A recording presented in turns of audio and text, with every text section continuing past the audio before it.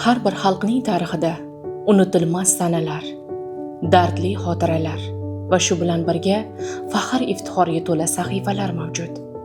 O'zbekiston xalqining qalbida chuqur iz qoldirgan shunday muhim sanalardan biri bu 9-may xotira va qadrlash kunidir.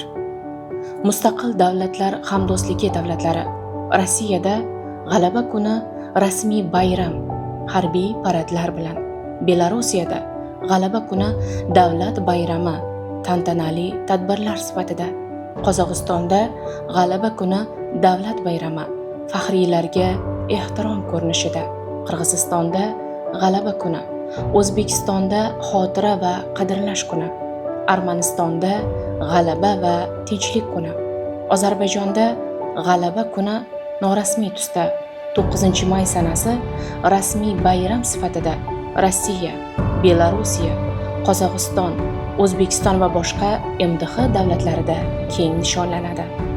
Bu sana yurtimiz tarixida chuqur ildiz otgan jasorat, fidoyilik va milliy birlikning timsoli sifatida e'zozlanadigan o'zbek xalqining jasorati, fidoyiligi, sabr, toqati va sadoqatini aks ettiruvchi muqaddas kundir.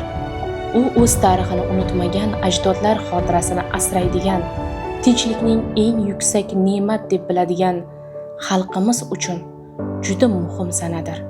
O'zbekiston Respublikasida bu kun 1999-yildan boshlab urush faxriylari, ishtirokchilar va urushda qurbon bo'lganlarning oilalaridan tushayotgan ko'plab iltimosnomalarni, xalqimizning jamoat tashkilotlarining bildirayotgan xohish irodasini inobatga olib, Ikkinchi jahon urushida fashizmga qarshi kurashib halok bo'lganlarning mamlakatimiz ozodligi va mustaqilligi uchun jon bergan O'zbekistonning barcha o'g'lonlari xotirasini abadiylashtirish muhimligini nazarda tutgan holda, bugun ham saflarimizda turib, vatan obro' e'tiborini yuksaltirishga, yoshlarni ma'naviy axloqiy jihatdan tarbiyalashga hissa qo'shayotgan barcha kishilarning hurmatini joyiga qo'yish maqsadida 9-may xotira va qadrlash kuni deb e'lon qilindi va bu kun bayram sifatida nishonlanib kelinmoqda.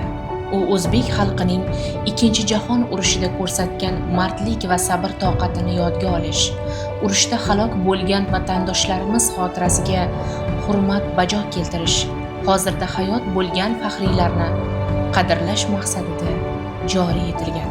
Ikkinchi jahon urushi insoniyat tarixidagi eng dahshatli va vayronkor urushdir. Bu janglarda 60 milliondan ortiq inson halok bo'lib, millionlab oilalar parokanda bo'lgan.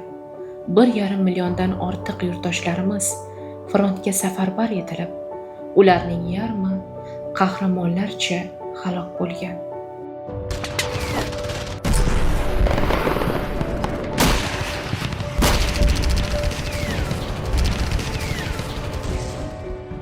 Bu urushda yo'l ilmining yetuk darg'alari ham qahramonlarcha ishtirok etib, jasorati va bu yo'ldagi ilmiy izlanishlari bilan tarixda o'chmas iz qoldirgan.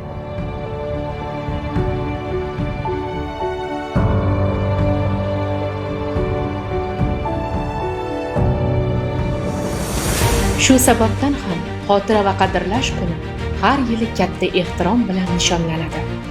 O'zbekiston Respublikasi Prezidenti 2020-yil 9-sentyabrda G'alaba bog'i yodgorlik majmuasi faoliyatini tashkil etish chora-tadbirlari to'g'risidagi qarorga imzo chekdi. Xalqimizning bunyodkorlik salohiyati bilan Toshkent shahrida muhtasham G'alaba bog'i barpo etilishi zamirida O'zbekiston xalqining jang maydonlarida va front ortida ko'rsatgan beqiyos jasorati va matonatini tarix sahifalariga muhrlash, yosh avlodimizni vatanga muhabbat va sadoqat ruhida tarbiyalash maqsadi mujassam. Bunday ulug'vor maqsadni ro'yobga chiqarish uchun aynan Prezidentimiz G'alaba bog'ining tashabbuskori, muallifi va bosh bunyodkori bo'lib maydonga chiqqani tahsinga sazovor. Xotira bu xalqining ruhi, qadriyatlarining ildizidir. Bugungi yosh avlod mana shunday tarixiy sanalar orqali o'z yurtining o'tmishini biladi, ota-bobolarining jasoratidan ilhomlanadi, vatanga bo'lgan muhabbatini yanada mustahkamlaydi. Ayni vaqtda jang maydonlarida mardlik va jasorat ko'rsatgan, front ortida fidokorona mehnat qilib, bugun oramizda sog' salomat bo'lib yurgan muhtaram faxriylarimizga ta'zim qilamiz. Hozirgi tinch osoyishta hayotimiz, musaffo osmonimiz uchun ularga cheksiz minnatdorlik bildiramiz. Zero vatan ravnaqi, tinchligi va himoyasi yo'lidagi qahramonlik unutilmaydi. Mana shu yorug' kunlarga yetib kelolmagan aziz insonlarni yod etamiz. Ularning xotirasi pok ruhlari oldida ta'zim qilamiz.